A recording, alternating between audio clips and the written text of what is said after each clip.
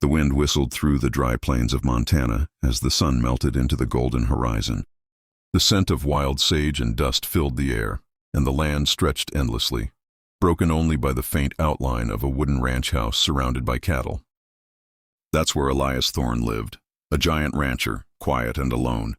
At 6'6", with shoulders broad as barn doors and hands scarred from years of work, Elias was known in town as the Silent Giant. He rarely came down from his ranch except to buy supplies. Since his wife passed away 5 winters ago, he'd stopped talking much.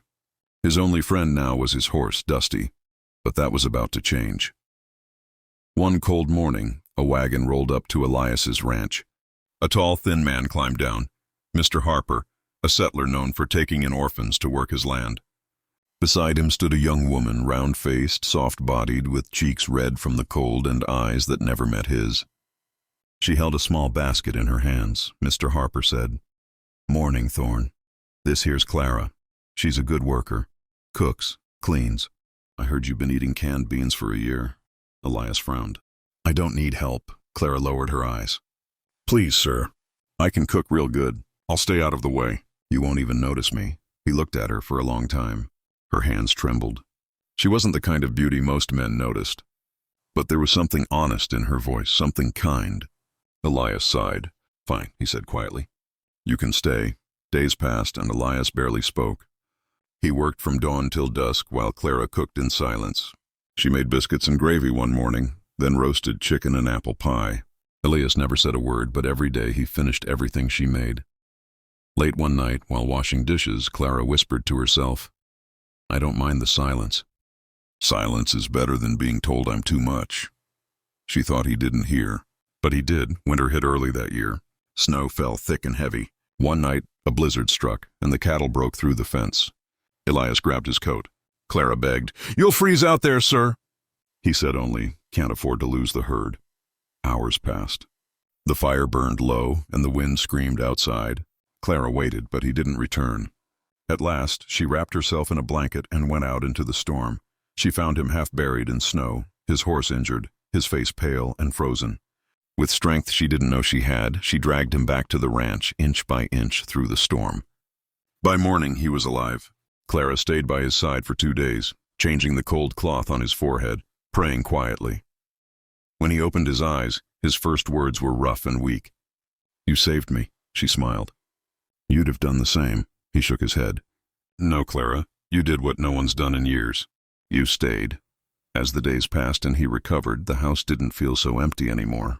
One morning, Elias walked into the kitchen. Clara was kneading dough, her face warm in the sunlight, hair a little messy. He asked softly, "Clara, why'd you come here?" "You could have worked in town." She hesitated. "Because town don't want girls like me, sir." "Girls like you?" "Big," she said quietly. "Round, not pretty. Folks don't see what I can do, they only see what I am." Her eyes dropped. "A man once asked to marry me. His mama said I was too fat to love, said I'd shame their family. After that, I stopped hoping anyone would look at me and see more than what I weigh." She smiled sadly. "But I can cook. I can keep a home warm. I thought maybe you'd need that more than beauty." Elias stood silent, his heart heavy. "Clara," he said finally, "when my wife died, I thought I'd never feel warmth again. But you brought it back. Not with your looks, though you're beautiful whether you believe it or not, but with your heart." Tears filled her eyes. "Don't say things you don't mean, sir." He gently touched her shoulder. "I mean every word." From that day on, something changed. The ranch felt alive again. The grass grew green with spring, and laughter returned to the walls. In the evenings they sat together on the porch swing Elias built himself. Sometimes he read to her from old books. Sometimes she hummed soft songs as the sun went down. But gossip in town spreads like wildfire. One afternoon, Elias rode into town and heard men laughing at the saloon. "Thorn's got himself a cook, huh? The fat one from Harper's place? Poor fella must be starving for company." Elias didn't say a word. But when he got home that night, Clara noticed he was quiet. Finally, she asked, "Did someone say something, sir?" He looked up. "Don't call me sir anymore. My name's Elias." She blinked. He stood and said, "I don't care what anyone says. You belong here, Clara, with me." Her lip trembled. "Elias." He took her hand, rough and flour-covered. "You're not too fat to love. "You're just the right size for my heart." She broke down crying, all the hurt she'd carried for years pouring out. And when he wrapped his arms around her, it felt like the whole world finally went quiet. That summer, under the old cottonwood tree by the creek, they were married.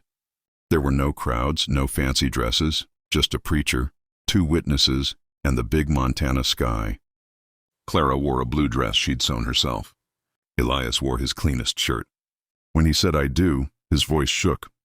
That night, Clara cooked roast beef and honey pie, and they danced in the barn, slow and gentle under the lantern light.